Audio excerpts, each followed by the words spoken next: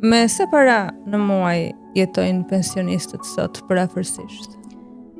Do të them një shifër që ndoshta ty do të habisi, dhe këtë e them për shkak se pjesa më e madhe që ka dalë në pension në 2023-shin kanë qenë me gjysmë pensioni, se një 5 viteve i kanë pasur një formalitet. Me 9.700 lekë ato duhet të mbyllin muajin. Pra, le të themi me 100 euro të mbyllin detyrimet. Mendojmë që janë 2 pensionistë, të mbyllin detyrimet, po nëse është vetëm një pensionist, po nëse nuk ka as fëmijë. E njëjta situatë akoma dhe më rënd është në zonat rurale. Pensioni mesatar në zonat rurale është 110 euro. Atëherë ai, përveç faktit që ka këtë nivel pensioni, ai nuk ka gjithë mundësitë aty. Pensionisti për çfarë ka nevojë? Për kujdes shëndetësor, ai nuk ka spital aty.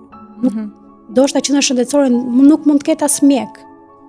Nuk ka as para për të shkuar në qytetin më të afërt, se fëmijët nuk i ka aty afër, aty pranë, se i ka në emigracion.